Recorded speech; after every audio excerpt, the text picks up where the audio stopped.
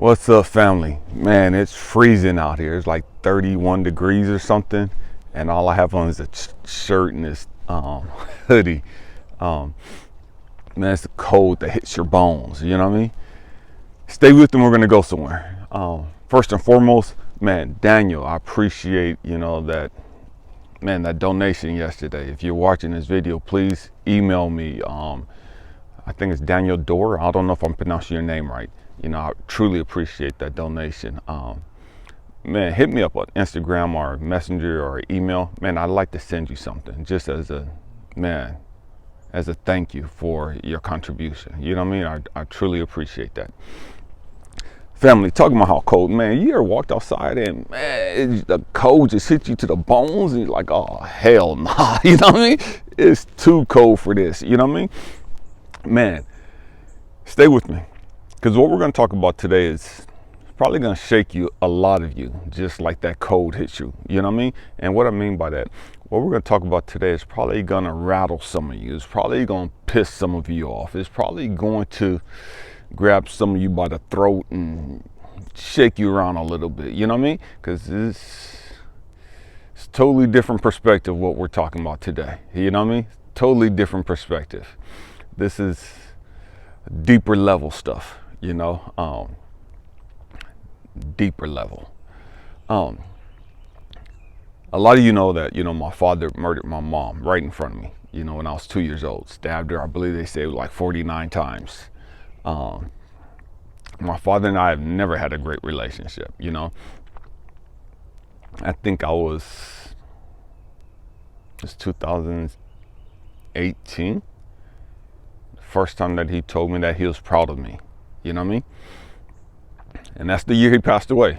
He passed away later that year, but 2018, for the first time in my life. I'm 51 years old now.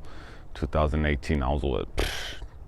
I don't even remember. I can't count that fast. You know what I mean? 48 or something like that. I was 48 or something like that. It's the first time I heard my father tell me that he was proud of me. I hated my dad. I was named after him. My name used to be John B. Broadway the Fourth. And I legally changed my name to ElijahAmmi, because I wanted to show the world, man, all the drama, all the chaos, all the hell that my family, has gone through my family. It stops with me. You know what I mean? It stops with me. Stay with me. I'm going somewhere. All of the generational curses, all of the hell, all of the brokenness, all of the trauma that's passed down from generation to generation. Oh, hell no, that stopped with me. You know what I mean? I got 7 kids, but my mentality is whenever anybody look back over our timeline and I'm long gone, they're going to see that there was a break in the cycle. There was a stop. There was a new thing that occurred. My oldest son, his name is John B. Broadway the Fifth. I continue that, but right after I continued that thing, I made a change. I didn't change his name when I changed my name, but I did change my name before I changed my name after he was born. But I wanted the cycle to continue of John B. Broadway's, proud of that name, you know what I mean? But I wanted everybody to understand that John B. Broadway the Fourth, he was on some whole other level stuff, you know what I mean? He wasn't doing that stupid stuff, you know what I mean? He wasn't going to be a preacher and chasing women and doing all that other foolishness. He wasn't running amok and murdering people and just doing stupid stuff, you know what I mean? There was a break in the cycle. Stay with me. And so I had to understand that, man. And I told my father one time, man, I got a bullet with your name written on it. I have a bullet with your name written on it, and I meant every bit of it. And he knew I meant it. And so when he saw me, man, he was concerned. He wanted to know if I came in peace. And it's like, yeah, I'm coming in peace. And I went, I knew he was on his deathbed. He was in a nursing home up in Oregon. I drove 9.5 hours, took my 3 younger kids to go see him because I wanted them to see me forgive him for all the hell that he's done. I wanted them to see me ask him for forgiveness for saying what I said to him. Because although he created so much hell in my life, I was still out of pocket for telling him that I had a bullet with his name on it. I was still out of pocket for telling him what I wanted to do to him. I didn't have to get at him that way. He was concerned about his life. No one should have to be concerned about their life like that. No one. And I had to make amends for that. You know what I mean? Stay with me. And it's crazy because I believe that my father created the most turmoil in my life. You know what I mean? Because of what he did when I was 2 years old, man, it set a whole bunch of stuff into play. You know what I mean? And it's crazy because as I matured and as I grew in my growth and development, man, God had to slap me around a little bit. God had to shake me up a little bit. I was like, look, stupid, you know what I mean? Calm down. You're doing too much. Relax. Exhale. It's like, Elijah, you tripping, man. Relax. Let me show you a different perspective. Let me show you a different angle. I know you mad because of what your dad did. I know you angry because of this and that. I know you want to pull a bullet in his head. I know you want him to hurt. I know you want him to suffer. But let me show you a different perspective. Are you willing to take this ride? And me being me, it's like, okay, show me what you're going to do. You know what I mean? Show me. I'm not convinced, but show me. And so God had to show me that, man, that red-tailed hawk. God had to show me, Elijah, although your dad did all of the things that he did to you, and although they hurt you and caused you and your family so much pain, so much shame, although his actions put a ripple effect that would last for generations, let me show you something different. Because you could look at that and you can carry that pain. You could carry that trauma. You could carry that damage and that baggage for as long as you want. You got relatives, aunties, and uncles that's carrying that baggage, and they're a whole lot older than you. And they're still carrying that baggage.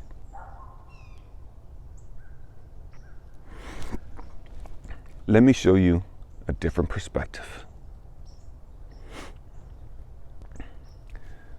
The people that hurt you the most, the people that cause you the most pain, the people that inflict the most chaos in your life are your greatest teachers.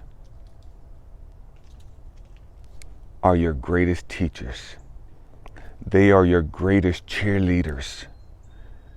And of course, man, I'm pissed. You know what I mean? It's like, oh, hell no, I don't accept this foolishness. Matter of fact, I rebuked him. I rebuke you, Satan. You know what I mean? That's what I said.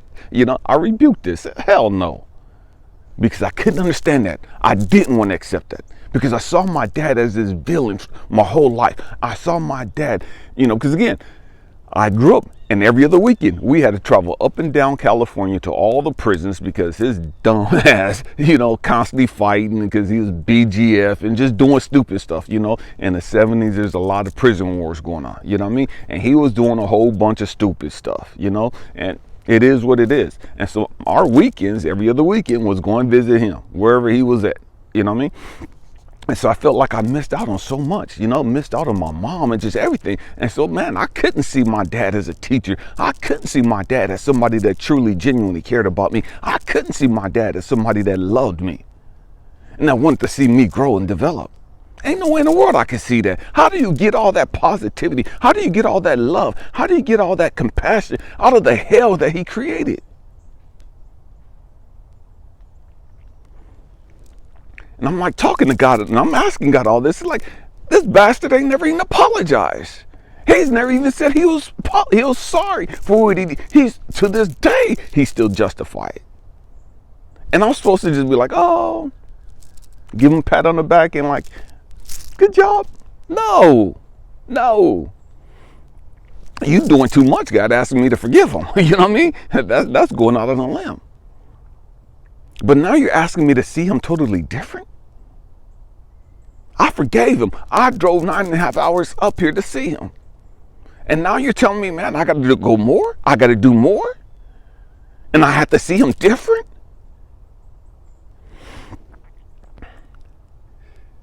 And what he showed me was, Elijah, look at who you are. Look at who you became. You became who you are because of what your dad did. You put the work in, but he was the driving force. He was willing to be the bad guy. You had this soul contract with him, Elijah. You don't remember it, but you had a soul contract with him. He came down here for the specific purpose of causing you the pain and suffering that he did. There's some things he had to learn. There's some things he had to grow through. And whether he did or not is none of your business. But the contract that he had with you, he fulfilled that contract. How can you now be pissed at him for fulfilling the contract that you signed with him, that you agreed upon? How can you be pissed at him? How can you be mad at him? How can you blame him for hurting you the way he did? How can you be mad at him for taking your mom? That was the contract. You came down here to be a beacon of hope, a beacon of love, a beacon of compassion, of joy, and all this other stuff. You had to go through the hell you went through to become that stuff. You had to suffer the pain that you did in order to become who you are. Stop acting like a damn victim. You're not a victim. You agreed to go through this. You have a choice. You can man up and accept it and embrace it, or you can continue carrying that baggage and that trauma and that drama and that pain and that suffering with you for the rest of your life. The choice is yours. The choice is yours. You can't undo what was done. You have never been a victim. You've agreed to everything you went through. You may not have agreed to it in this lifetime, but prior to coming here, you agreed to it. You ain't got to accept it. It is what it is. But once you accept it, once you start looking at the people that hurt you the most, the people that cause you the most pain and suffering, once you start looking at them from the perspective of, man, you're teaching me something. You're showing me something. What am I supposed to learn from you? And see, that's the problem with the great majority of us. We don't want to look at those people as somebody trying to teach us something. We don't want to look at those people as somebody trying to show us something. We don't want to see those people as tools, as agents, as the catalyst to kickstart our growth and development, to get us on the path that we're on, to teach us something, to bring us some awareness to us. We don't want to see those people in a positive light because we're still holding on to all the drama. We're still holding on to all the negativity. And so we can't see them in any other way except negative. When you truly healed, when you have truly healed, you'll understand that, man, I bless you. I thank you for all that you've done. Because I went through what I went through, man, I am who I am. Because of all that pain and the hell and the abandonment and the rejections and the beatings and all the stuff that I went through. Man, thank you. Because I am who I am. Because I love me. I'm glad I'm me. I don't have to compare myself with anybody else. I'm grateful for everything that I've gone through. And I say this a lot. Man, I would come back and go through all the hell all over again if I could. Because it's always working out for me. Everything is always working out for me. Everything is always working out for you with the right perspective. And the right perspective is, man, what is the lesson?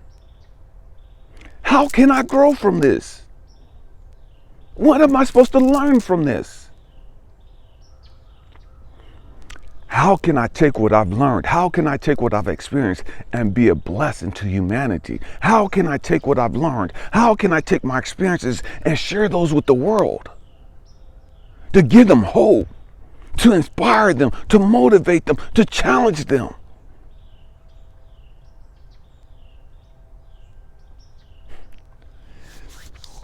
That's the key. That's the key. You have to be willing to see them from a different perspective. You have to be willing to be grateful for all that you've gone through. That's how you know you've healed. That's how you know you have healed. See, because a lot of us will heal physically from the crap we've gone through, but we don't heal emotionally. We haven't healed emotionally because emotionally we still see them as the perpetrator. Emotionally, we still see them as the bad guy.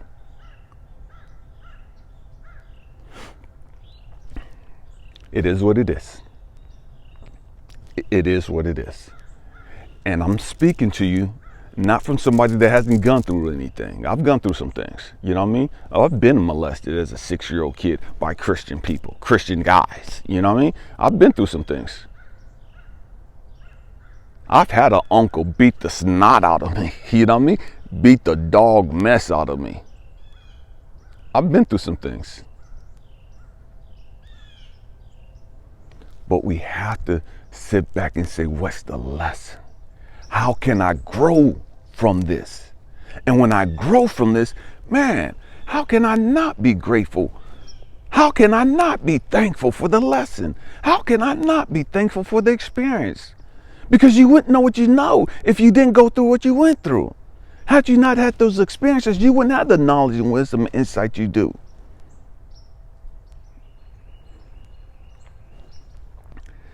My hope and prayer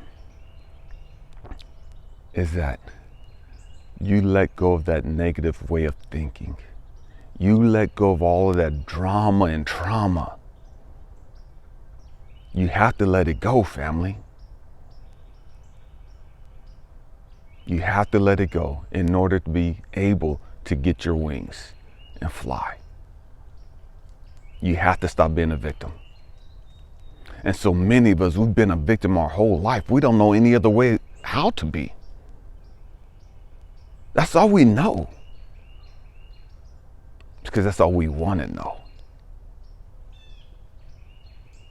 We have to grow up emotionally, intellectually, and spiritually. I don't care what you've been through. I don't care what you've endured. You was not a victim. And I know that hurts, but it's still reality. It's still the truth. You agreed to that. Your soul agreed to that before it came here to go through all the hell that you went through, so that you can come here and learn from those experiences, grow from those experiences, and become a beacon of hope and love, so that you can show the rest of the world in this dark and chaotic world how we should live in peace and harmony, how to love, how to be grateful, so we can show the rest of the world what true peace of mind is, what true joy is. There's a whole lot of people in church talking about they got joy and they got peace of mind, and they don't. Everybody I know that say they're Christian in other groups, you know, man, and I'm not knocking Christianity, you know what I mean? I grew up in it. That's what I know. I know that like the back of my hand, you know what I mean? And everybody I hear from church talk about they got joy that passes all understanding. They got peace of mind, and they don't. They're lying. It's Christian cliches. They say they're stressed out. They're frustrated. Some of them are depressed, popping pills. And it's like, man, you got Jesus. You're supposed to have everything. I thought he was the answer for everything. Why the hell are you popping pills? Why are you depressed? Why do you have anxiety? Because we have to grow up spiritually. We have to grow up emotionally. We have to grow up intellectually. My hope and prayer is that you humble yourself and that you learn to reconnect with God and learn the lessons. Once you learn the lessons, then you can grow through whatever you're going through. Family, man, if you're still here, it's a long video, man, and you need a life coach, or you want a life coach, somebody to help you navigate through the jungle that you're dealing with emotionally, man, reach out to me. You know what I mean? Contact me on email. You know, I'm on Instagram, Facebook Messenger. You know, send me something. Let me know that you want to set up a session. You know what I mean? I would love to sit down and talk to you. You know what I mean? That's why I'm here. That's my purpose. I'm walking, I'm living in my purpose. My hope and prayer is that you learn your purpose and that you're able to walk and live in your purpose. I love you guys. Happy healing. Peace.